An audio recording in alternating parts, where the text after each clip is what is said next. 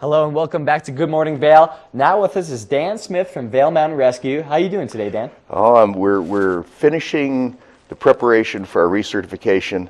It's been 18 very busy months of training. 18 months. It's an incredible amount of time. Yeah, we train constantly, but we accelerate it when we're approaching this 5-year recertification cycle. We're a member of the Mountain Rescue Association, and every 5 years, all the other teams in our region, 25 teams roughly, come and evaluate us. They send 2 evaluators and 2 observers. You do the math, that's a lot of people here. If you've got 15 of our folks working a mission, you have 50 standing around in orange vests making notes. I was just at El Paso's this past weekend. They did an excellent job, but what you discover is the rescue business is not a science, it's an art. El Paso does things differently than we do. We do things differently than Aspen does. They all work. The saying in the business is you can rig any job 100 different ways. About 5 will kill you. You should avoid those. The other 95 are just very inefficiency. We try to be very efficient. We want to be able to do the job with a minimum amount of gear hauled in and a minimum amount of people, because that's what we'll usually have. So we train for that. We've got some slides here of some high-angle training we've been doing. That's one of the recertification things. We do. There you see a litter coming up. Wow. With the litter attendant and what we call the third man hooked on the litter.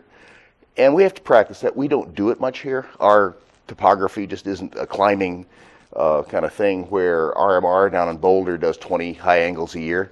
We do one every 2. It's easier for them because they practice it a lot. It's harder for us because we have to train it to be able to do it that one time in 2 or 3 years that we actually do it. So when these teams come up, we go through 5 different disciplines. We do search, which is my discipline. Wish me luck on Saturday. Then we do high angle and low angle. High angle, free hanging, low angle, kind of about a 45-degree slope.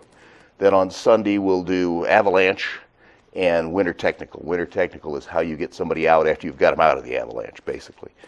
And you have to pass all 5 every 5 years. Wow. Yeah, it's incredible. You know, there's so much knowledge out there. There's so much that you can take in. You can't possibly get it all almost in one lifetime. It's hard to take it all in. So, you know, it's a process. A lot of people, I don't think, realize how much training needs to go in. And even if you learn something, if you don't do it for a couple of years, you take some time off between you address that issue, you got to kind of relearn it and retrain it, because this is it's a matter of life and death. What you lose over the winter.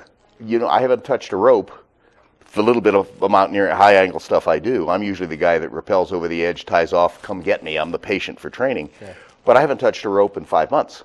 I have a lot to learn if I do it. I won't be doing it for the recert. We do some things that Mountain Rescue Association doesn't, it's not part of their wheelhouse. We do Swiftwater. Swiftwater is not part of theirs. So we train with Swiftwater. This year we'll be bringing Mike Mather in. He's arguably one of the best Swiftwater guys in the world. Lives in Eagle. He'll be giving 2 days of training to us. We do aviation. We do crashed aircraft. We're probably, ourselves and the airport fire department, are the only ones that have the gear to find a crashed aircraft. We can read the box that the aircraft has. So we do a lot of things that many teams don't do. Some other teams do things we don't do. The Douglas County team does about 20 missing child searches a year. We got started on our first one in several years about a month ago, and it was over in an hour. The child was asleep in the back seat of a car. Great mission. You got one objective standard. Did you find the subject? Was anybody hurt? We kind of add, and did we do it efficiently? And that's what we try, the standard we train to. That's what we're evaluated against. Well, we really appreciate having you in our community. It's definitely a vital part and a very valuable part as well. If people want to support Vail Mountain Rescue or check out, learn some more information, where should they go? Our website, vailmountainrescue.org. We have a parallel organization called Friends of Mountain Rescue that does our fundraising and manages manage the money we put away. Most of the people in that look a lot like me. We're all old. Some of us got started, and the things I can do on the team now are much smaller skill set than what I could do 15 years ago. As you age, your time in the field gets minimal, and you find yourself out there with kids going 3 times as fast as you are. It's, I don't really need to be here. I need to be someplace else. Well, that's when your experience and your knowledge comes into play. But thanks for joining us today, Dan. Definitely check out vailmountainrescue.org if you want to support that great organization.